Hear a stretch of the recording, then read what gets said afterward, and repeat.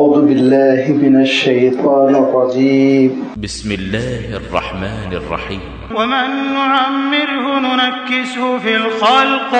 أفلا يعقلون وما علمناه الشعر وما ينبغي له إن هو إلا ذكر وقرآن مبين لينذر من كان حيا ويحق القول على الكافرين أولم يروا أنا خلقنا لهم مما عملت أيدينا أنعاما فهم لها مالكون وذللناها لهم فمنها ركوبهم ومنها يأكلون ولهم فيها منافع ومشارب أفلا يشكرون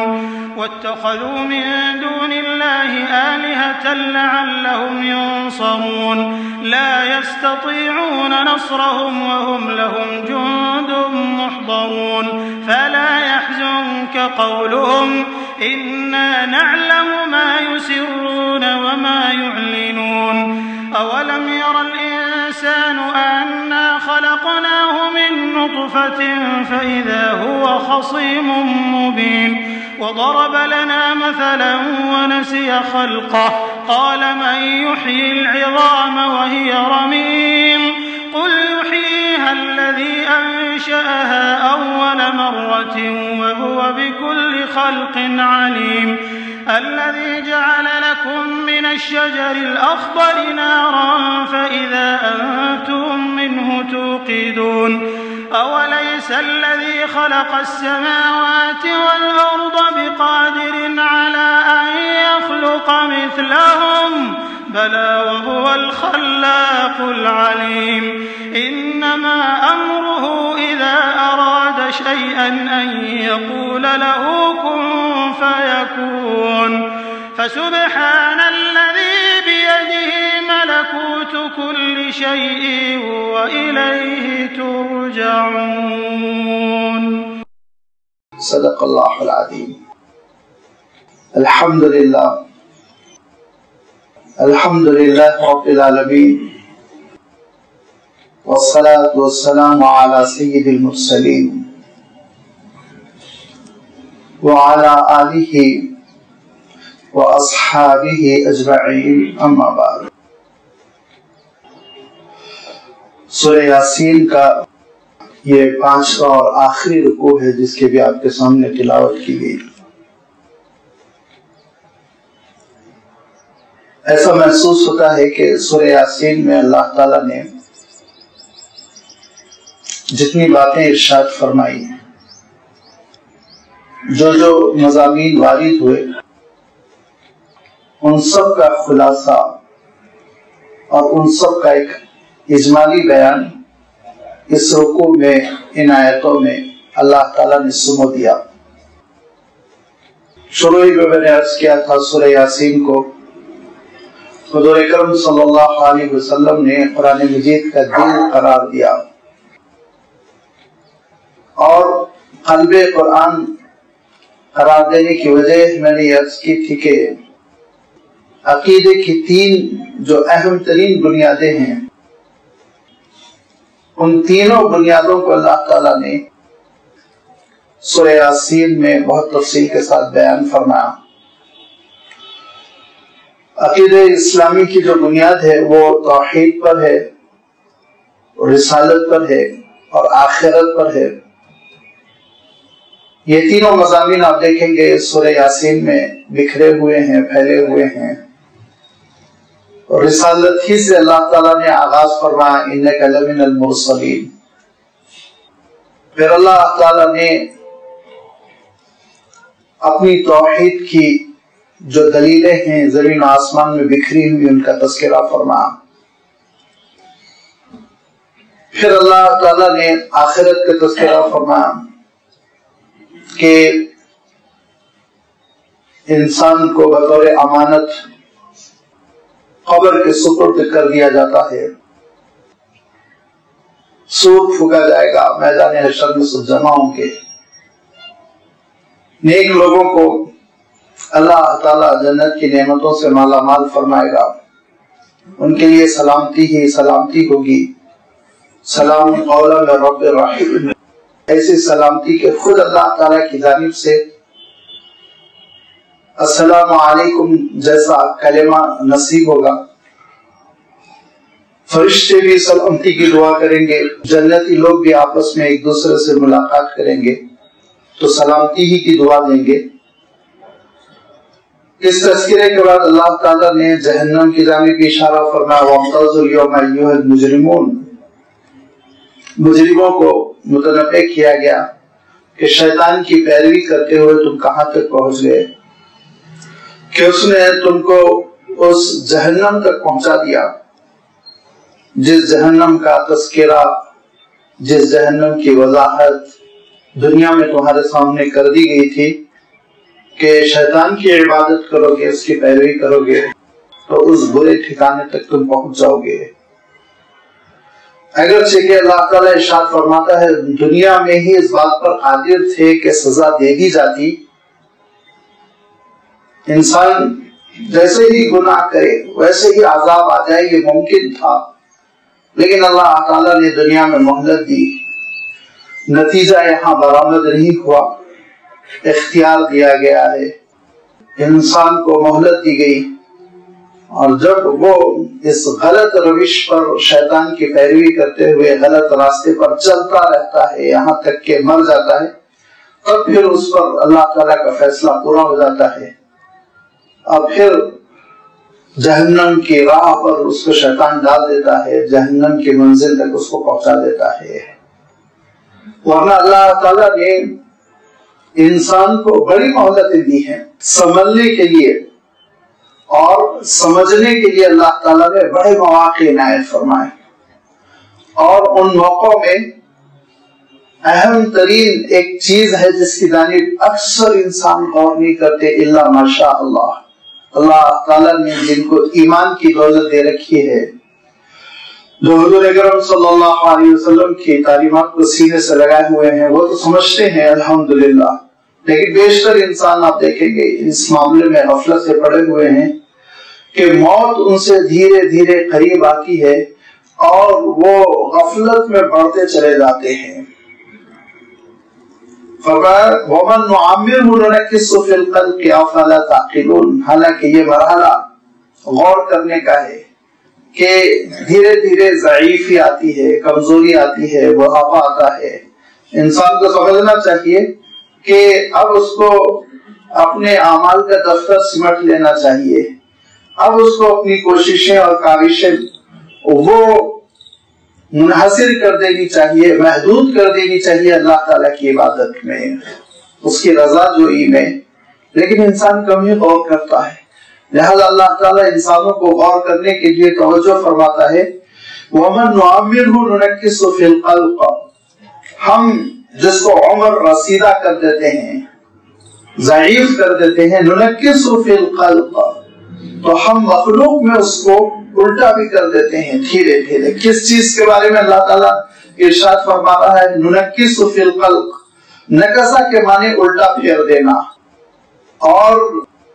یہاں جو آیا ہے نُنَكِّس، اس کو عربی کے اعتبار سے باب تفعیل کہتے ہیں، نکسا لفظ استعمال کیا گیا ہے، اس کا مفہوم یہ ہوتا ہے دھیرے دھیرے الٹا پھیر دینا۔ اور آپ جانتے ہیں کہ قرآن مجید کا ایک حصہ دوسرے حصے کی وضاحت کرتا ہے، قرآن پاک کی ایک آیت دوسری آیت کی وضاحت کرتی ہے۔ اللہ تعالیٰ نے دوسرے مقام پر یہ بات صاف ارشاد فرمائی کہ ہم نے انسان کو بہت کمزور پیدا کیا، اور پھر اس کمزوری کے بعد ہم نے دھیرے دھیرے اس کو طاقتور بنایا، نوجوان کر دیا، اور فرمایا پھر اس کے بعد ایک مرحلہ آتا ہے کہ ہم دھیرے دھیرے اس کے اندر کمزوری پیدا کرتے ہیں اور بڑھاپے کی طرف لے جاتے ہیں، اور پھر جب بڑھاپے کے مرحلے کو انسان پہنچ جاتا ہے تو اللہ تعالیٰ نے اس کی کمزوریوں میں سے ایک کمزوری کا تذکرہ یہ ارشاد فرمایا ثم يرد الى ارذل العمر لكي لا يعلم من بعد علم شيئا۔ ایک مثال دیکھ لو، بہت بڑا عالم اسکالر، بڑا ذہین سمجھدار ہوگا، لیکن دھیرے دھیرے اس کی یادداشت کم ہوتی چلی جاتی ہے۔ یہ ایک مثال دی گئی قرآن مجید میں کہ دھیرے دھیرے دیکھو وہ بھولنے لگتا ہے، اس کے معلومات کا ذخیرہ گھٹنے لگتا ہے، جیسے جیسے جوان ہوتا گیا معلومات کا ذخیرہ بڑھتا چلا گیا،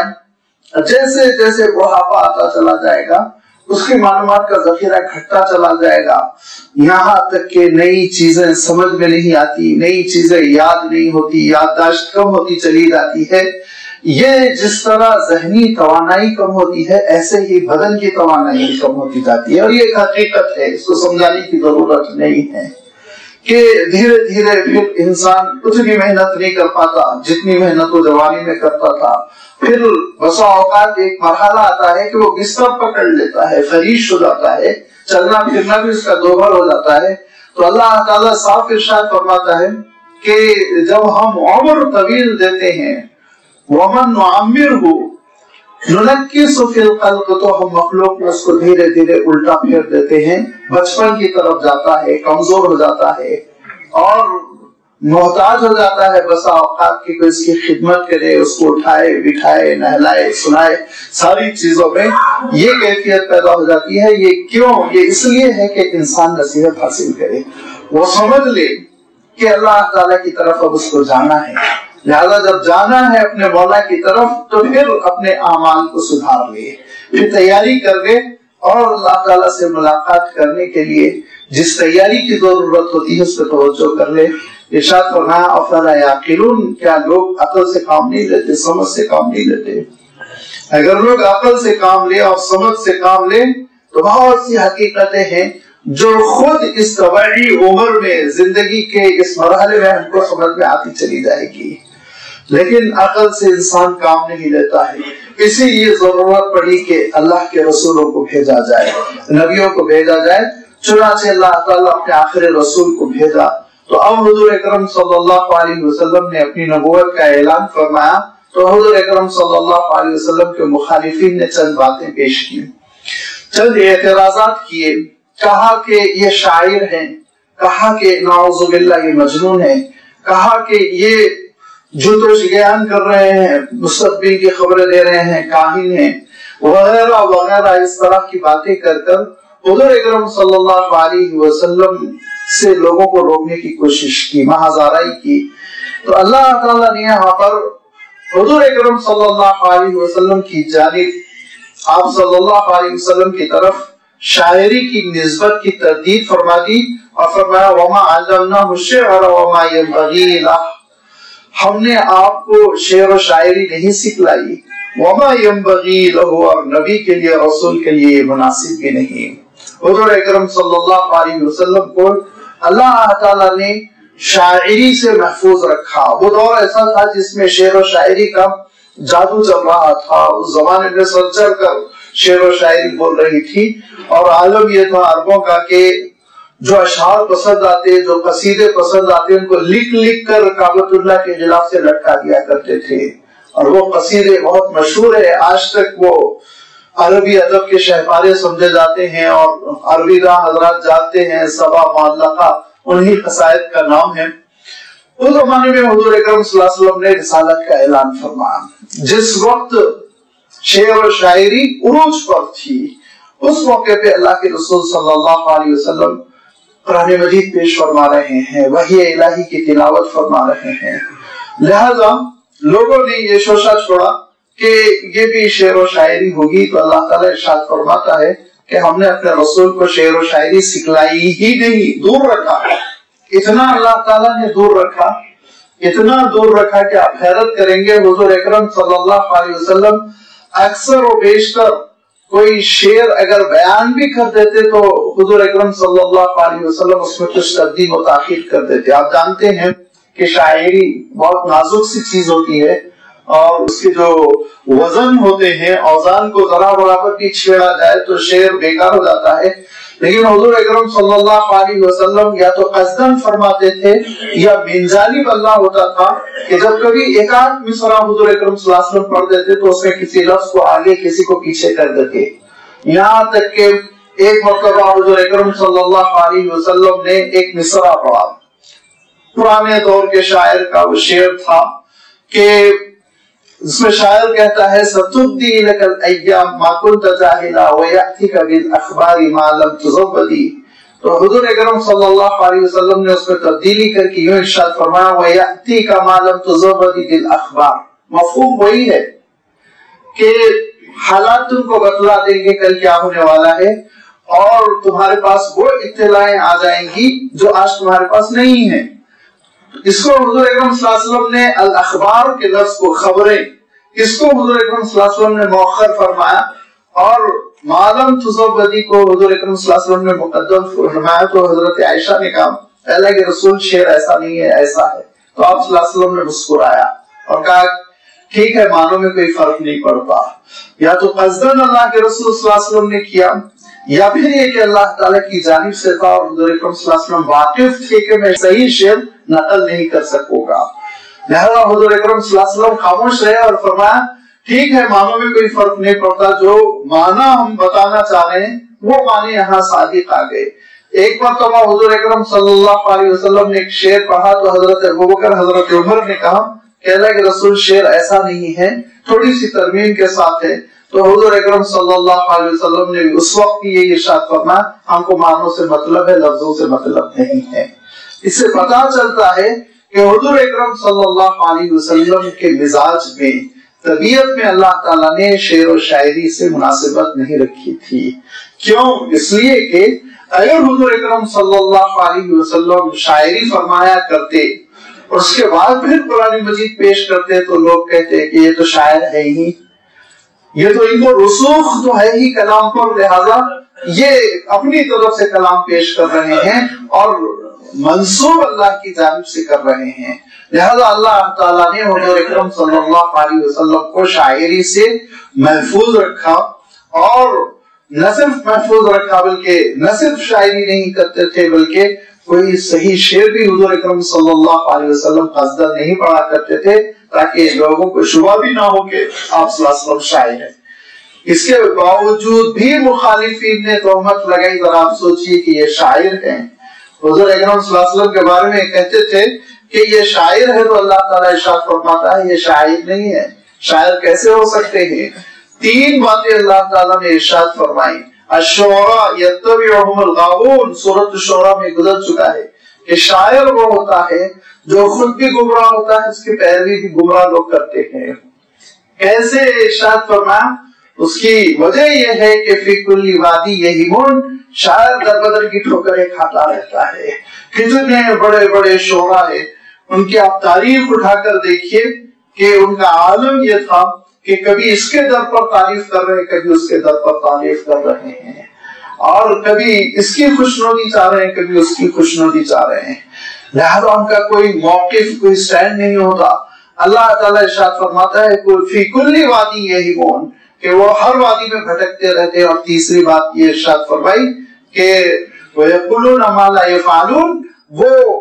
گفتار کے غازی ہوتے ہیں، کردار کے غازی نہیں ہوتے۔ کہتے تو بڑی اچھی اچھی باتیں ہیں، کرتے خود کچھ نہیں ہیں۔ لہذا یہ تین برائیاں جو ہوتی ہیں شاعر میں، فرمایا یہ دیکھو کہ اللہ کے رسول میں ہے، نعوذ باللہ۔ اللہ کے رسول صلی اللہ علیہ وسلم کا عالم یہ ہے کہ کہنے سے پہلے خود عمل کرتے ہیں۔ حضور اکرم صلی اللہ علیہ وسلم کا عالم یہ ہے کہ اللہ کے رسول صلی اللہ علیہ وسلم کی پیروی، وہ دانش و بینش رکھنے والے، وہ عقل مند اور فرض شناس اور وہ جینیس قسم کے لوگ کر رہے ہیں جو دنیا کو بدل سکتے ہیں۔ حضرت ابوبکر، حضرت عمر اور عشرہ مبشرہ خلفائے راشدین کیسے کیسے جینیس قسم کے لوگ ہیں جو حضور اکرم صلی اللہ علیہ وسلم کے آگے پیچھے ہیں۔ اور پھر یہ کہ حضور اکرم صلی اللہ علیہ وسلم کا موقف یہ ہے کہ روز اول جو آواز لگا دی لا الہ الا اللہ کی، تو پھر اخیر وقت تک اسی پر نہ مٹے، موقف کبھی تبدیل نہیں ہوا۔ تو اللہ تعالیٰ ارشاد فرماتا ہے کہ شعر و شاعری ایک دوسری دنیا ہے اور نبوت و رسالت ایک دوسری دنیا ہے۔ یہاں یہ سوال نہیں پیدا ہوتا ہے آیا شعر جائز ہے ناجائز ہے وغیرہ وغیرہ، یہ ساری بحثیں یہاں مناسب نہیں ہیں، کیونکہ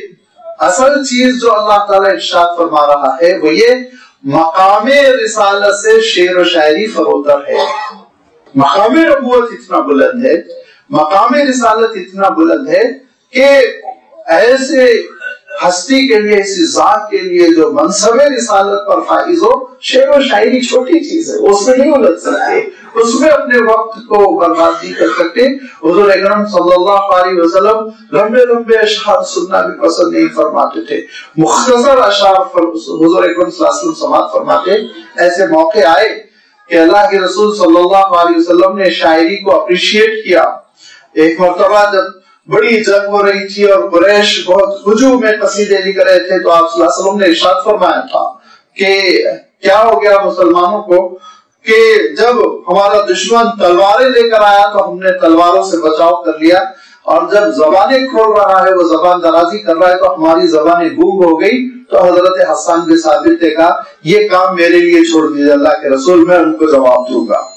میں ان کو جواب دوں گا۔ تو کہا کیسے جواب دو گے؟ تو قریش کی خبر لوں گا۔ تو کہا میں بھی تو قریش کا ہوں۔ تو کہا آپ کو ایسے نکال دوں گا جیسے کوئی آٹے میں سے بال کو نکال دیتا ہے۔ اس کے بعد حضرت حسان بن ثابت نے شاعری شروع کی، اور پھر حضرت حسان بن ثابت رضی اللہ تعالیٰ عنہ نے حضور اکرم صلی اللہ علیہ وسلم کی دفاع میں، اسلام کی دفاع میں وہ عظیم الشان قصیدے لکھے جو تاریخ کا ایک جز ہے۔ تو میں یہ عرض کر رہا تھا کہ یہاں پہ ہم اس بحث میں نہیں الجھنا چاہتے کہ شعر و شاعری وہ جائز بھی ہے کہ ناجائز بھی ہے۔ لازمی بات ہے اچھے انداز میں ہوگی، ناجائز چیزوں پر مبنی نہیں ہوگی، شراب کباب کا تذکرہ نہیں ہوگا تو جائز ہوگی، اچھی ہوگی۔ جب فحاشی ہوگی اس میں، جب اس میں غلط باتیں ہوں گی تو وہ شاعری غلط بھی ہوگی۔ اس کے اپنے معیارات ہیں جن کا میں یہاں تذکرہ نہیں کرنا چاہتا ہوں۔ بس اللہ تعالیٰ نے جس اہم بات کی جانب توجہ دی، جس اہم بات کو اللہ تعالیٰ نے نمایاں فرمایا، وہ یہ ہے وَمَا عَلَّمْنَاهُ الشِّعْرَ، کہ آپ صلی اللہ علیہ وسلم کے شایان شان شعر و شاعری نہیں ہے، بہت مقام بلند ہے آپ کا۔ وَمَا يَنبَغِي لَهُ، اور حضور اکرم صلی اللہ علیہ وسلم کے لیے مناسب نہیں کہ شاعری کر لیں۔ حضور اکرم صلی اللہ علیہ وسلم کا ایک ایک جملہ لازمی بات ہے، وہ دستور عمل ہے۔ لہذا حضور اکرم صلی اللہ علیہ وسلم اگر شاعری میں لگ جاتے تو آپ اندازہ کر سکتے ہیں کہ حضور اکرم صلی اللہ علیہ وسلم کی احادیث کتنی مشکوک ہو جاتی ہے، لوگ اس کو کیسے شاعری قرار دیتے۔ اسی لیے ارشاد فرما کہ یہ ہرگز مناسب نہیں کہ نبی شعر و شاعری کریں۔ ان ہوا الا ذکر و قرآن مبین، جو کلام پیش کر رہے ہیں اللہ کے رسول صلی اللہ علیہ وسلم وہ سراسر ذکر ہے، نصیحت ہے، یاد دہانی کا سامان ہے۔ وہ قرآن مبین، کھلا ہوا قرآن ہے، واضح قرآن ہے جس میں کوئی پوشیدگی نہیں، جس میں بات صاف صاف کی جا رہی ہے، جس میں بتایا جا رہا ہے کہ حق کیا ہے اور سچ کیا ہے، جس میں بتایا جا رہا ہے جھوٹ کیا ہے، برائی کیا ہے، گناہ کیا ہے۔ لہذا اللہ تعالیٰ نے اپنے کلام کو ہدی للناس بنا کر نازل فرما دیا، لوگوں کی ہدایت کا سامان ہے، اور اس میں خیالات کے گھوڑے نہیں دوڑائے گئے، اس میں اشاروں میں بات نہیں کی گئی، اور اس میں کسی کی مدح سرائی نہیں کی گئی، اس میں کسی کی ہجو نہیں کی گئی۔ جو شاعری کے موضوعات تھے اس میں سے کسی کو بھی قرآن پاک میں نہیں چھیڑا گیا، لہذا اللہ تعالیٰ کا کلام ہے۔ کیوں نازل ہوا؟ لیونذر من کان حیا ویحق القول علی الکافرین، تاکہ جو دل کے اعتبار سے، روح کے اعتبار سے مردہ نہیں ہیں، زندہ ہیں، ان کو آگاہ کر دیا جائے، اور جو کفر پر پڑے ہوئے ہیں ان کے لیے اللہ کا فیصلہ ثابت ہو جائے۔ وَيَحِقَّ الْقَوْلُ، اور قول حقیقت پا جائے، ثابت ہو جائے، عَلَى الْكَافِرِينَ، منکرین کے لیے، انکار کرنے والوں کے لیے۔ لہذا اللہ تعالیٰ نے یہ ارشاد فرمایا کہ اللہ کے رسول صلی اللہ علیہ وسلم جو پیش کر رہے ہیں وہ دراصل اللہ تعالیٰ کی کتاب ہے، وہ دراصل وحی الہی ہے، وہ دراصل انسان کے لیے نصیحت کا سامان ہے۔ وہ قرآن مجید ہے جو ان لوگوں کو آگاہ کر رہا ہے جن کے اندر دل زندہ ہیں، جن کی روحانی زندگی ابھی باقی ہے، جن کی روحانی زندگی ختم ہو چکی ہے، انکار میں اس درجے وہ گر چکے ہیں کہ اب ان کے اندر نصیحت قبول کرنے کی صلاحیت باقی نہیں رہے گی، تو لازمی بات ہے وہ اس کے منکر ہی رہیں گے۔ لیکن ارشاد فرمایا لیونذر من کان حیا، جس کے اندر حیات کی رمق بھی باقی ہے تو وہ ضرور اس سے استفادہ کرے گا۔ اور ایک بھی بات مفسرین نے بڑی اچھی بات لکھی کہ اللہ تعالیٰ ارشاد فرما رہا ہے لیونذر من کان حیا،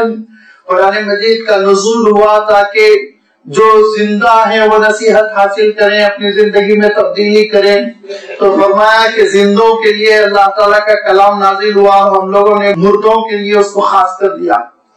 मरहूमीन के लिए हमने अल्लाह ताला के कलाम को खास कर दिया। बसा औकात कितने लोग होते हैं जो सालों कुरान मजीद नहीं पढ़ते हैं तो कब पढ़ते हैं, घर में मैयत हो जाए तो भी पढ़ते हैं। हालांकि कुरान मजीद है जिंदों के लिए, कुरान मजीद वो नसीहत कर रहा है जिंदों के लिए। मैं इनकार नहीं कर रहा हूँ कि कुरान मजीद की तिलावत का सवाब पहुँचता है, उलमा का फतवा है कि तिलावत करने की वजह से सवाब पहुँचता है, और तिलावत के बाद आप जो दुआ करेंगे दुआ मगफिरत, वो दुआ मगफिरत की वजह से मरहूमीन को फायदा पहुँचता है। दूसरी हकीकतें हैं, लेकिन याद रखिए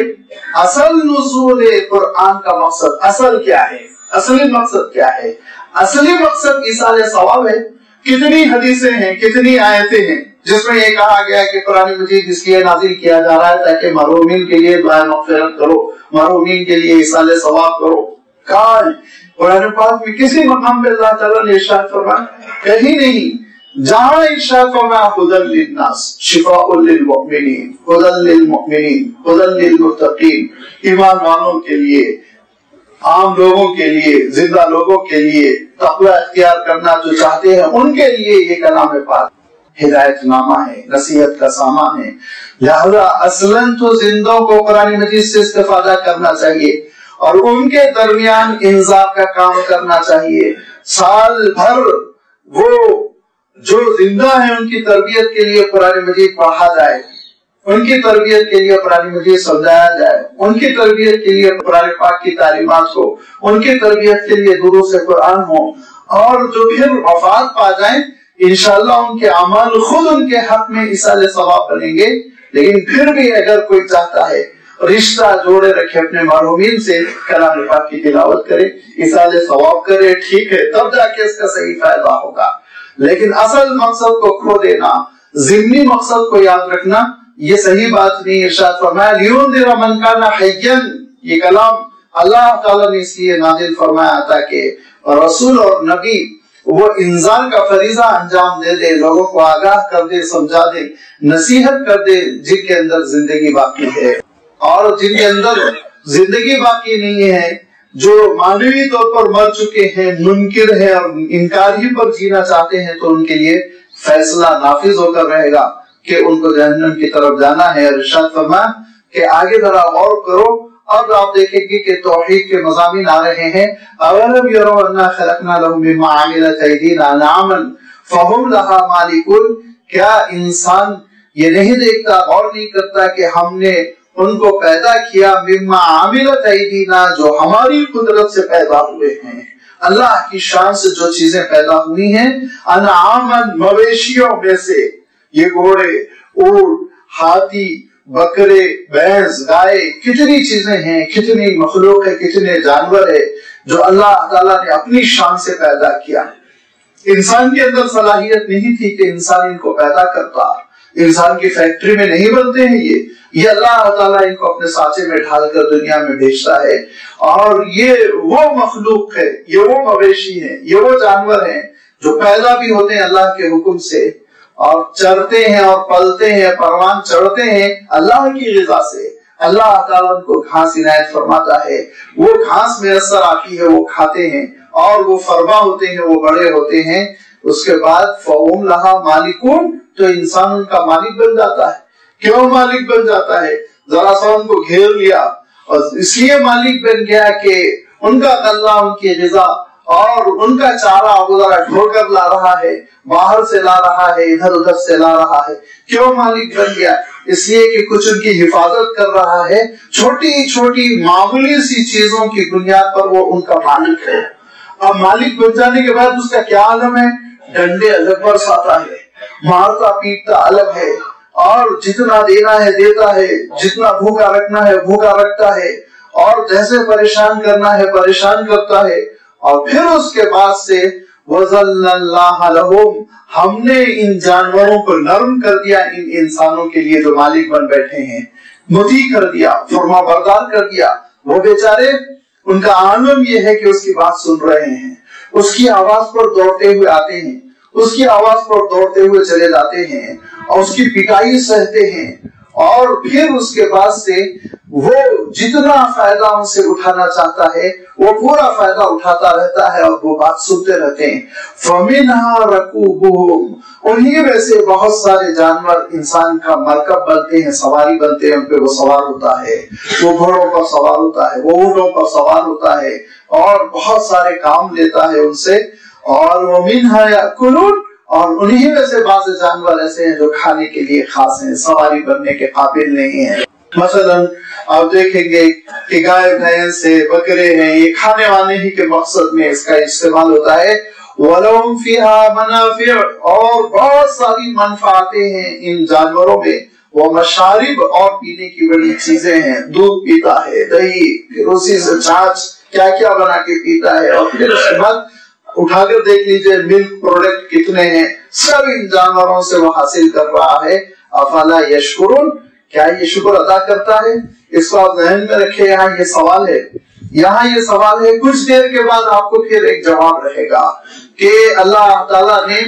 کچھ مخلوق ایسی کر دی جو خالصتاً انسان کے کام آتی ہے، جو جاندار ہیں، جن کے اندر جان ہے اور جن کے اندر ویسے ہی خواہشیں اور امنگیں ہوتی ہوں گی جیسے ہمارے اندر ہوتی ہے، لیکن عالم یہ ہے کہ ہم ان کے مالک بن بیٹھے ہیں، عالم یہ ہے ہم ان کی خوشیوں کے مالک ہیں، عالم یہ ہے ہم ان کے دن اور رات کے مالک ہیں، عالم یہ ہے ہم ان کے بچوں کے مالک ہیں، عالم یہ ہم ان کے غذا اور غلے کے مالک، ہر چیز کے ہم مالک بنے بیٹھے ہیں۔ اور پھر اس کے بعد جس مقصد کے لیے چاہتے ہیں ہم ان کو استعمال کرتے ہیں کہ اللہ تعالیٰ نے ان جانوروں میں ہاتھی جیسا قوی ڈیل ڈول والا جانور پیدا کیا جو ذرا ناراض ہو جائے تو ایک جنبش میں تہس نہس کر دیتا ہے انسان کو، لیکن جب بیچارہ فرما بردار ہوتا ہے تو پھر جو انسان کہتا ہے وہ مانتا چلا جاتا ہے، جو کھلاتا ہے وہ کھا لیتا ہے، جہاں باندھ دیتا ہے وہاں پڑا رہتا ہے۔ یہ کیوں؟ اللہ تعالیٰ نے اس کے اندر یہ طبیعت رکھی ہے، مزاج رکھا کہ وہ انسان کی بات مان جائے۔ اونٹ اتنا بڑا جانور، انسان سے 10 گنا بڑا، لیکن عالم یہ ہے اتنا فرما بردار کہ اس کے مالک کا بچہ اس کی نکیل پکڑ کر اس کو لے جاتا ہے، اس کے پیچھے پیچھے چلتا ہے۔ حالانکہ اونٹ کا عالم یہ کہ اگر وہ جبڑے پھاڑ کر کسی انسان کی کھوپڑی اپنے دانتوں میں لے کے چبا جائے تو پراخچے اڑ جائیں، اور کبھی کبھی ایسا ہوتا ہے، یاد رکھیے، کبھی کبھی سالوں میں، کم سے کم صدیوں میں آپ کہہ سکتے ہیں کہ اونٹ ناراض ہو جاتا ہے اور اپنے مالک کی کھوپڑی کو وہ پھر منہ میں چبا جاتا ہے، مار ڈالتا ہے، اور یہ اس لیے اللہ تعالیٰ رکھتا ہے تاکہ انسان کو پتا چلے تم کتنے کمزور ہو، لیکن اس اونٹ سے کتنی خدمت انسان دیتا ہے، دھوپ میں صحرا میں سفر کرتا ہے اور سامان اٹھائے گا، خود بیٹھے گا، اس کو اٹھائے گا، اس کو بٹھائے گا، اس کو کھانے کے لیے دینا ہے نہیں دے گا، محروم کر دے گا۔ حضور اکرم صلی اللہ علیہ وسلم کے پاس ایک مریا سا اونٹ آیا اور جس کا عالم یہ تھا کہ بالکل جھانکری کے عالم میں تھا، ہڈی اور اس کی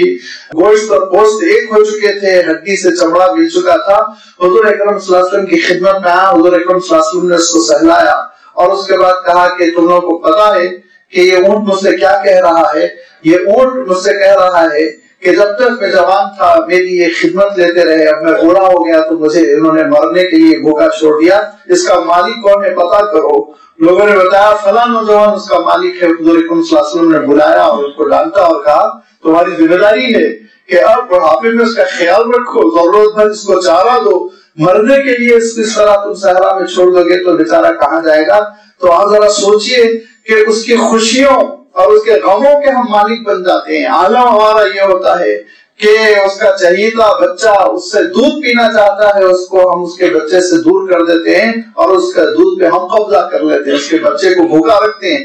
یہ ہمارا عالم ہے۔ ہم ہر طرح سے ان مویشیوں سے، ان جانوروں سے فائدہ اٹھاتے ہیں، لیکن اس کا جو جذبہ شکر گزاری کا ہونا چاہیے نتیجے میں، وہ جذبہ شکر گزاری ہمارے اندر پیدا نہیں ہوتی۔ افلا یشکرون، کہ انسان کیا شکر نہیں ادا کرتا کہ اللہ تعالیٰ نے کیسی بڑی نعمت عنایت فرمائی۔ وہ جانور اللہ تعالیٰ کی فیکٹری میں بنا، وہ جانور چارہ کھا رہا ہے اللہ تعالیٰ کی گھاس سے، اس جانور کو زندگی دے رہا ہے پروردگار، اس جانور کو سانسیں مل رہی ہے اللہ کے حکم سے، اور حکومت کر رہا ہے انسان. اتنا بھی آپ ذہن میں رکھیے. آگے اللہ تعالیٰ نے ایک اور دوسرا مسئلہ اس بنیاد پر اٹھایا. ارشاد فرمایا کہ لوگ کیا شکر ادا نہیں کرتے. لوگوں کا عالم یہ ہے کہ وَاتَّخَذُوا مِن دُونِ اللَّهِ آلِهَةً لَعَلَّهُمْ يُنصَرُونَ کہ اللہ کو چھوڑ کر جھوٹے خدا بنا رکھے ہیں اور یہ سمجھتے ہیں کہ یہ جھوٹے خداؤں سے ان کی مدد ہوگی. لا يستطيعون نصرهم ان جھوٹے خداؤں میں سے کوئی بھی خدا ان کی مدد کرنے پر قادر نہیں ہے. وَهُمْ لَهُمْ جُنْدٌ مُحْضَرُونَ معاملہ الٹا ہے. معاملہ بالکل الٹا ہے. خدا کو بندے کا کام بنانا چاہیے, یہاں بندگی کرنے والے خدا کا کام بنا رہے ہیں. وَهُمْ لَهُمْ جُنْدٌ مُحْضَرُونَ کہ لشکر کا لشکر ہے ان جھوٹے خداؤں کی خدمت کرنے کے لیے حاضر باش. اور اس کو تو سمجھنے کے لیے ہم کو محنت کی ضرورت ہی نہیں ہے. ہندوستان میں ہم دنوں رات دیکھتے رہتے ہیں کہ ان جھوٹے خداؤں کی خدمت کے لیے لوگ لگے ہوئے چندہ کر رہے ہیں. اس کے بعد پھر اچھے مال مٹیریل سے ان کو بنا رہے ہیں. پھر اس کے بعد ان کے لیے ٹینٹ لگ رہے ہیں اور ان کے لیے کیمپ لگ رہے ہیں. ان کو سیٹ کیا جا رہا ہے اور ان کو گاڑا جا رہا ہے, ان کو باندھا جا رہا ہے, سنبھالا جا رہا ہے, ان کو پھینکا جا رہا ہے, ان کو کوٹا جا رہا ہے, ان کو پیٹا جا رہا ہے. پورا یہ ان کا لشکر انجام دے رہا, ان کی خدمت پوری کی پوری لگے ہوئے ہیں لوگ. اگر لوگ ان کو نہ بنائیں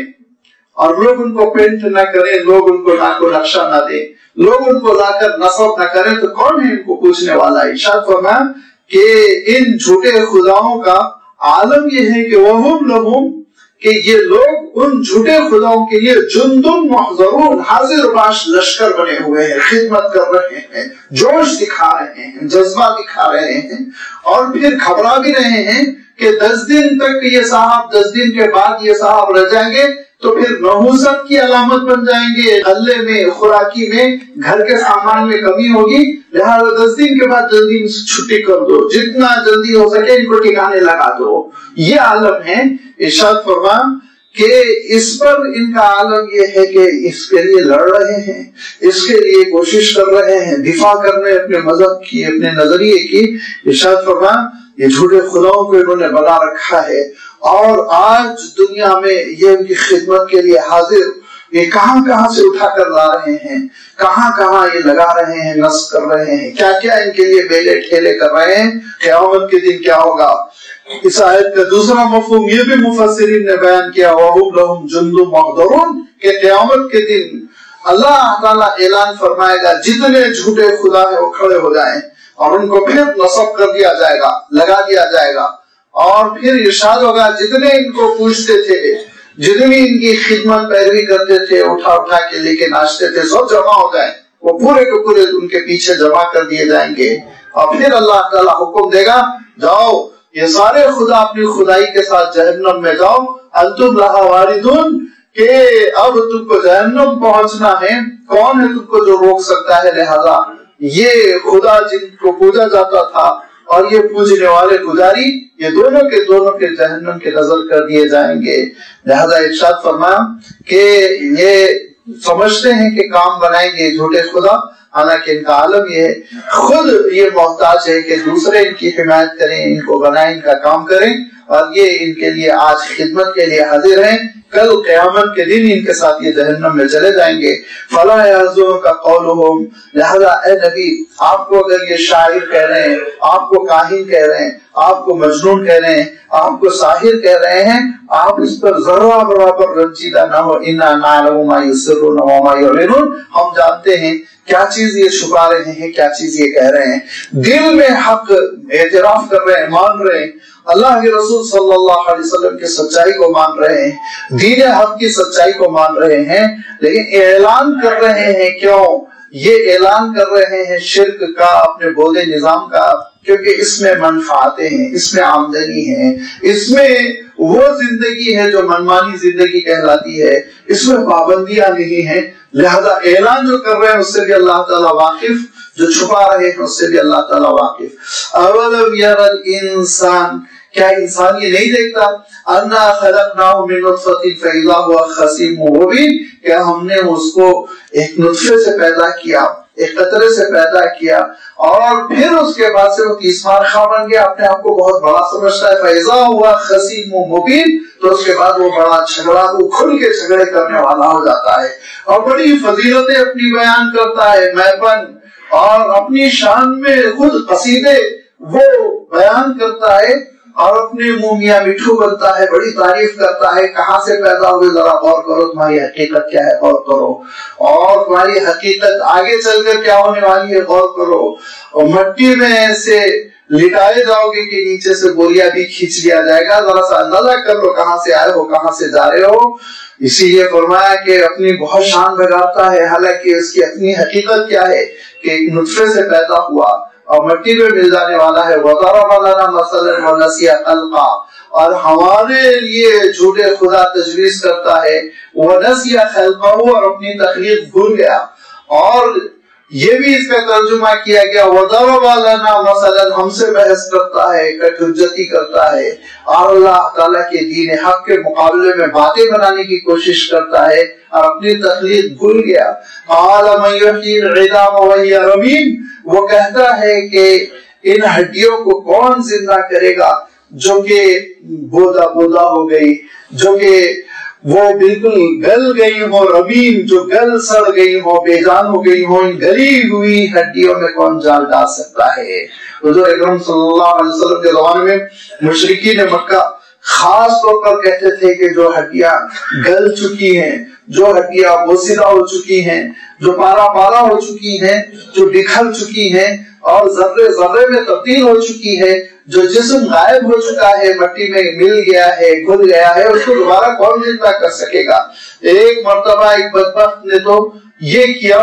کہ ایک ہڈی کا ٹکڑا کسی قبرستان میں اس کو مل گیا، وہ ہڈی کا ٹکڑا لے کر آیا، حضور اکرم صلی اللہ علیہ وسلم کو دکھا دکھا کے اچھل رہا ہے اور کہہ رہا ہے محمد اس میں جان ڈال دو، اس میں جان ڈال دو، تم کہتے ہو نا کہ اسی مٹی کو اور اسی ہڈی کو دوبارہ اللہ تعالیٰ جان ڈال دے گا۔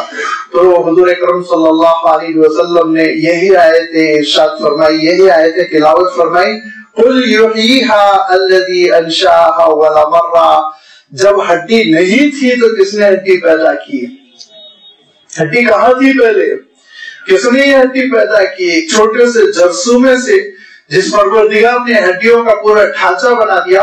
اور اس پر گوشت چڑھا دیا اور گوشت پر گوشت چڑھا دیا اور اس کے بعد آنکھیں اور دل اور ناک اور کان سب کچھ عنایت فرما کر دنیا میں بھیجا، وہ پروردگار دوبارہ پیدا کرنے پر قادر نہیں؟ قُلْ يُحْيِيهَا الَّذِي أَنشَأَهَا أَوَّلَ مَرَّةٍ، نبی آپ کہیے کہ وہی اس کو زندہ کر دے گا جس نے پہلی مرتبہ پیدا کیا، وَهُوَ بِكُلِّ خَلْقٍ عَلِيمٌ، وہ اپنی پوری مخلوق سے واقف ہے، لہذا اس پروردگار کو معلوم ہے کہ کس انسان کا ذرہ اس دنیا میں کہاں پڑا ہوا ہے، ان ذروں کو جمع کر دے گا، جمع کرنے کے بعد اس میں وہ جان ڈال دے گا۔ یہ اللہ تعالیٰ کے لیے کچھ بعید نہیں ہے، کچھ ناممکن نہیں ہے، بہت آسان ہے۔ جس نے اتنی بڑی کائنات، اتنی بڑی کائنات جس کے بارے میں عرض کرتا رہتا ہوں، دنیا تو بہت چھوٹی سی ہے، بہت چھوٹا ہے آپ کا گلوب، اس کی کوئی حقیقت نہیں ہے، اس گلوب سے بڑے کتنے بڑے گلوب ہے، آپ کے سورج سے کتنے بڑے بڑے سورج ہے کہ 100 گنا، 1000 گنا بڑے سورج، اور پھر گلیکسی اور ملکی وے اور کہکشاؤں کے آگے، ستاروں کے آگے جہاں اور بھی ہے کتنی جہانیں ہیں، یہ سب کو جس نے پیدا کیا وہ پروردگار اس دنیا میں بکھرے ہوئے انسانوں کے ٹکڑوں کو جمع کرنے پر کیوں قادر نہیں ہے؟ کیوں تم کو شک و شبہ ہوتا ہے؟ ارشاد فرمایا ہر چیز پر وہ قادر ہے، اور اس کے لیے حضور اکرم صلی اللہ علیہ وسلم نے ایک مثال بھی بیان فرمائی،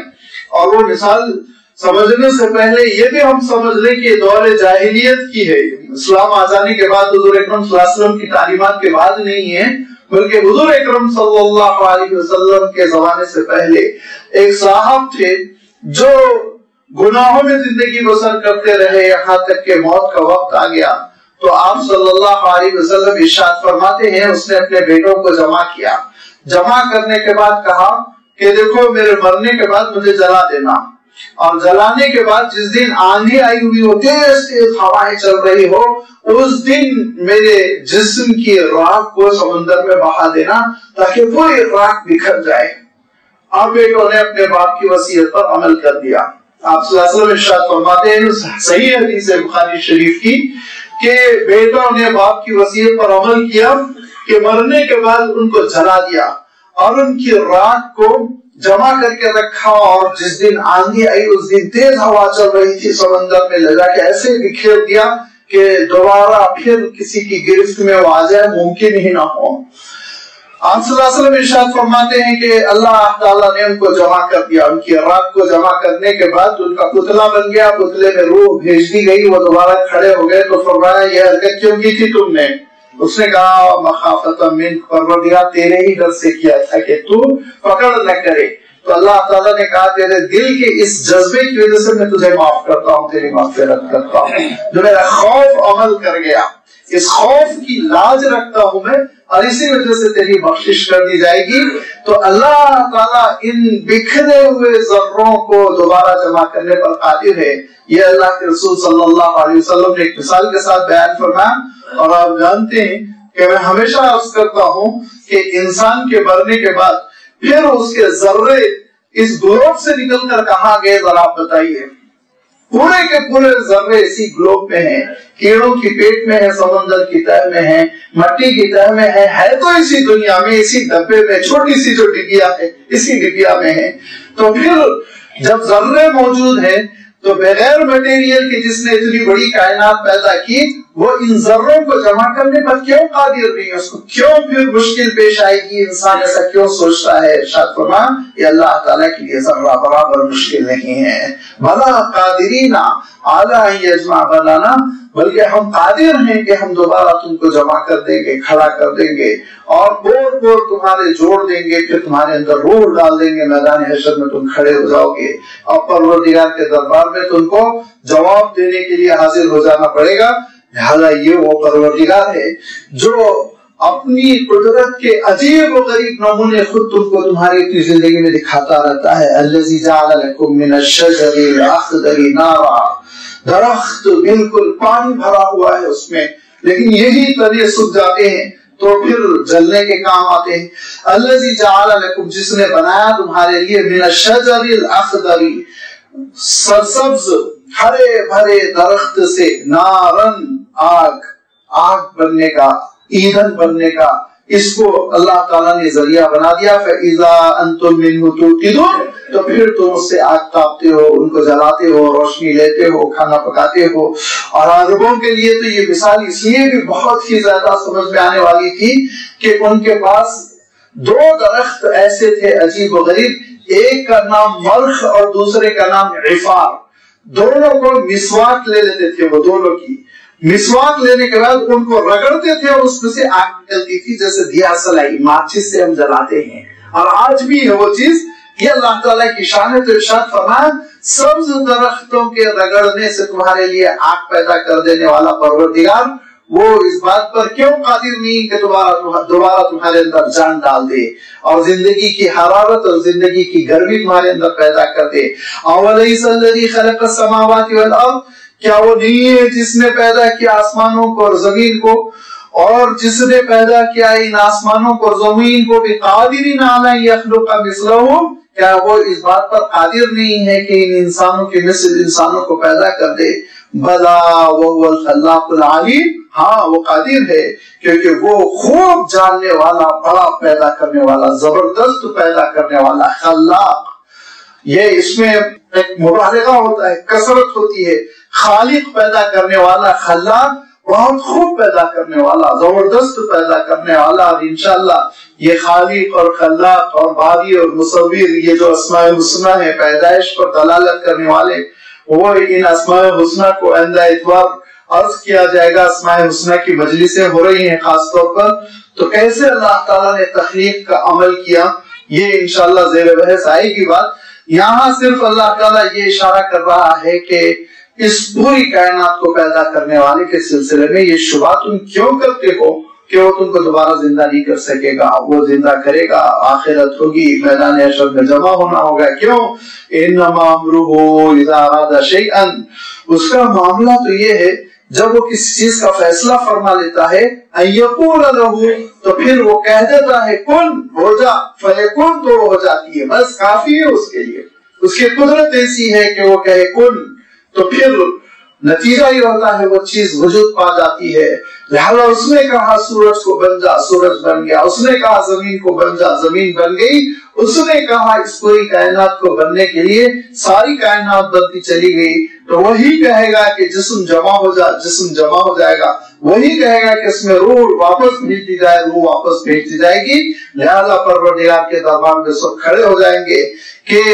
اس کی شان میں، اس کی قدرت میں، اس کی گرفت میں، اس کے کنٹرول میں کسی قسم کی کوئی کمی نہیں ہے۔ اگر کمی ہو تو یہ عیب ہوگی، اور عیب ہونا فسبحان الذی بیدہ ملکوت کل شیء اللہ کی شان کے خلاف ہے۔ اس کی شان میں کوئی عیب نہیں ہے، اس کی قدرت میں کوئی کمی نہیں ہے، اس کی حکومت میں کوئی کمی نہیں ہے، اس کی ملکیت میں کوئی کمی نہیں ہے، کہیں وہاں اس کے خزانے میں کسی چیز کی کوئی کمی، کوئی عیب کا مسئلہ ہی نہیں ہے۔ فسبحان الذی تو پاک ہے وہ ذات بیدہ جس کے ہاتھوں ملکوت کل شیء ہر چیز کی ملکیت تامہ ہے۔ ملکوت کا ترجمہ بہت مشکل ہے، ملک کل شیء اگر اللہ تعالیٰ کہہ دیتا تو ہم ترجمہ کر لیتے ہر چیز کی اونرشپ اس کی ہے، لیکن ملکوت ارشاد فرمایا۔ جبروت،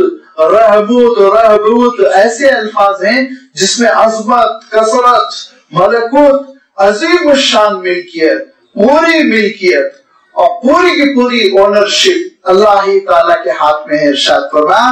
اور وہ مالک حقیقی ہے، وہ مالک حقیقی ہے جس نے تم کو پیدا کیا، اور وہ مالک حقیقی ہے جو تمہارے جسم کا مالک ہے، وہ مالک حقیقی اس کا عالم یہ ہے تمہاری غذا کا مالک ہے، اس کے خزانے سے تم کو غذا ملتی ہے۔ وہ مالک حقیقی ایسا ہے جو فضاؤں کا مالک ہے، اور انہی فضاؤں سے تم یہ آکسیجن لیتے ہو، سانس لیتے ہو۔ وہ مالک حقیقی ایسا ہے جو اس گلوب کا مالک ہے جس پر تم اپنے گھر بناتے ہو۔ وہ مالک حقیقی ایسا مالک ہے کہ اسی کی ملک میں تمہارا جسم ہے، تمہارا دھڑکتا ہوا دل ہے، تمہارا خون ہے، تمہارے خون کے ذرے ہیں، سیلز ہے، اسی مالک کی ملک میں تمہاری آنکھیں ہیں، بینائی ہیں، اسی کے کنٹرول میں تمہارا کنبہ ہے، تمہارا خاندان ہے، تمہارے بچے ہیں، اسی کے کنٹرول میں یہ پوری کی پوری کائنات ہے۔ تمہارا اندرون اس کے قابو میں ہے، تمہارا بیرون اس کے قابو میں ہے۔ وہ ایسا مالک ہے کہ وہ تم کو زندگی دیتا ہے، وہ ایسا مالک ہے وہ تم کو غذا دیتا ہے، وہ ایسا مالک ہے وہ تم کو ذہانت دیتا ہے، وہ ایسا مالک ہے تم کو وہ صلاحیت دیتا ہے، کام کرنے کی استعداد دیتا ہے، وہ ایسا مالک ہے کہ ہر رات سو جانے کے بعد، بے جان ہو جانے کے بعد جان دیتا ہے، تم بیدار ہوتے ہو، کھڑے ہو جاتے ہو۔ تو اتنا بڑا مالک، عظیم الشان مالک، جس مالک سے تم ہر چیز لے رہے ہو، اپنا جسم لے رہے ہو، اپنی توانائی، اپنی صلاحیت، اپنی غذا، اپنا غلہ، اپنی زندگی، اپنی ایکٹیویٹیز، ہر چیز تم اس سے لے رہے ہو۔ تمہارا عالم یہ ہے، اس مالک حقیقی کے سلسلے میں کیا کر رہے ہو ذرا غور کرو کہ جانوروں کے تم مالک بنتے ہو، جن کی زندگی کے تم مالک نہیں ہو، جن کے دھڑکتے ہوئے دل کے تم مالک نہیں ہو، جن کے بال بچوں کے تم مالک نہیں ہو، جن کی غذا کے تم مالک نہیں ہو، جن کی پیدائش کے تم مالک نہیں ہو۔ تم تو چارہ لا کر اس کے منہ کے سامنے ڈال دیتے ہو تو مالک بن کر اس کی پیٹھ پہ سوار ہو جاتے ہو، مالک بن کر اس کے گلے پہ چھری پھیر دیتے ہو، مالک بن کر اس کے چیتڑے اڑا دیتے ہو، اس کی کھال کو کہیں بیچتے ہو، اس کے کھر کو کہیں بیچتے ہو، اس کی ہڈیوں کو کہیں بیچتے ہو، اس کے گوشت کو کہیں بیچتے ہو۔ تم اس کے مالک بن کر اس سے اپنی ہر منفعت کو اٹھا لیتے ہو، ہر کام میں لگا دیتے ہو۔ اگر وہ تھوڑی دیر کے لیے تمہاری بات نہ سنے، اپنے بچے کی طرف ممتا کی وجہ سے ماں منہ پھیر لے اور تمہاری طرف منہ نہ پھیرے اور دودھ نہ دے تو تم اس پر لاٹھیوں کی بارش کر دیتے ہو، اس کا جینا دوبر کر دیتے ہو۔ اور اگر تمہارا اپنا گھوڑا تمہارے لیے پیٹھ کو ہموار نہ کرے اور تھوڑی دیر تم کو اپنی پیٹھ پہ سوار نہ کرے تو تم اس کو وہ سزائیں دیتے ہو، ایسے تڑپاتے ہو کہ دوبارہ وہ غلطی کی سوچے بھی نہ۔ لیکن ذرا تم سوچو اپنے مالک کے سلسلے میں تم کیا کر رہے ہو، جس سے اللہ تم کو مل رہا ہے، غذا مل رہی ہے، سانس مل رہی ہے، زندگی مل رہی ہے، بدن کا ایک ایک عضو جس مالک سے مل رہا ہے۔ ملکوت کل شیء، ہر چیز کا وہ صحیح معنوں میں مالک ہے، کنٹرول کرنے والا ہے۔ اس کے لیے تم کیا کر رہے ہو؟ اس کی تم کیا فرما برداری کر رہے ہو؟ وہاں وہ سوال تھا، یہاں انسانوں سے سوال ہے کہ ذرا بتاؤ کہ جانوروں کے اوپر ملکیت کرنے والوں خود اپنے مالک کے سلسلے میں تمہارا کیا رویہ ہے، کیسی فرما برداری ہے، بات سنتے ہو اس کی؟ اور اگر وہ بھی ایسا ہی ہو جائے کہ ایک نماز نہ پڑھنے پر تمہاری پیٹھ پر کوڑے برسا دیے جائیں تو تمہارا کیا اثر ہوگا، ذرا سوچو۔ وہ بھی تمہاری طرح ہو جائے اور ایک مرتبہ نافرمانی کرنے کی وجہ سے تمہارے حلق میں تالے لگ جائے اور کھانا نہ اترے، پانی نہ اترے تو تم کیا کر لو گے، ذرا سوچو۔ جس کا عالم یہ ہے کہ اگر ایک حکم ہو جائے اس کا تو پانی پینا تمہارے لیے حرام، ایک حکم ہو جائے تو پانی جسم سے باہر نکلنا حرام۔ مامون کے سامنے ایک بزرگ آئے اور ان بزرگ نے جو حکیم بھی تھے، دانش مند بھی تھے، ابن سماک ان کا نام تھا، وہ ان سے کہنے لگے کہ مامون سے انہوں نے کہنا شروع کیا کہ تمہاری جو زبردست قسم کی حکومت ہے یہاں سے وہاں تک، اگر تم پیاس سے مر جاؤ، اس وقت وہ پیاسا ہو رہا تھا، بار بار پانی طلب کر رہا تھا، تو کہا اگر تم پیاس سے مر جاؤ، پانی نہ میسر ہو تو بتاؤ ایک گلاس پانی کے لیے کیا کرو گے؟ تو کہا میں آدھی حکومت دے دوں گا، اس پیاس کو بجھانے کے لیے میں آدھی حکومت دے دوں گا۔ پھر کہا پانی پی لینے کے بعد اگر پیشاب رک جائے اور تڑپ تڑپ کے تم مرنے لگو گے تو کیا کرو گے؟ تو کہا میں آدھی حکومت دے دوں گا۔ تو کہا اس حکومت کی کیا اہمیت جو ایک گلاس پانی نگلنے اور ایک گلاس پانی نکالنے کے لیے ختم ہو جائے۔ ذرا سوچو، اللہ تعالیٰ نے جو نعمتیں عنایت فرمائی، اتنی بڑی بڑی نعمتیں ہیں آپ اندازہ نہیں کر سکتے۔ ایک صحافی نے لکھا تقسیم کا عمل ہو رہا تھا اور بستیاں جلائی جا رہی تھی، مسلمانوں کو اجاڑا جا رہا تھا، ایک مسلم فیملی ٹرین میں سفر کر رہی تھی، اس زمانے کی گاڑیوں کی رفتار، اس زمانے میں انفراسٹرکچر، سہولتیں، سب کو آپ ذہن میں رکھیے۔ تو ایک گاڑی جا رہی تھی، پنجاب سے گزر رہی ہے اور گاڑی چاروں طرف سے بند ہے کیونکہ دروازہ کھلا ہوتا تو پھر لوگ چڑھ چڑھ کر اندر آتے اور قتل کر دیا کرتے تھے، لہذا گاڑی میں سفر ہو رہا ہے۔ وہ صحافی کہتے ہیں میرے ساتھ ایک فیملی تھی، میاں بیوی تھے اور ان کا ایک بچہ تھا گود میں۔ پیاس سے عالم یہ تھا کہ سب تڑپ رہے تھے اور اس بچے کا عالم یہ ہوا کہ پیاس سے اس نے زبان باہر نکال دی اور اگر تھوڑی دیر پانی نہ ملے تو موت کا امکان تھا، مر جانے کا امکان۔ ماں باپ تڑپ رہے تھے، ماں باپ رو رہے تھے، ادھر ادھر بھاگ رہے تھے، کوئی پانی دے دو، کوئی پانی دے دو، لیکن بوگی میں پانی کا ایک قطرہ نہیں تھا۔ ایک چھوٹے سے دیہات میں کچھ دیر کے لیے گاڑی رکی تو ایک سردار جی پانی لے کر جا رہے تھے، تو ماں باپ نے تڑپ کے کہا ایک گلاس پانی دے دے، ایک گلاس پانی دے دے۔ اس نے قیمت لگائی پانی کی، تو اس وقت کے اعتبار سے کل پونچی ان کی 600 روپے، پورے کے پورے 600 روپے ایک نئی دنیا بسانے کے لیے وہ دونوں لے جا رہے تھے۔ وہ 600 روپے لے کر اس نے ایک گلاس پانی دیا، 600 روپے لے کر ایک گلاس پانی دیا۔ اگر اللہ تعالیٰ پانی کی قیمت لگا دے تو میں اور آپ کہاں جائیں گے؟ ذرا آپ سوچئے،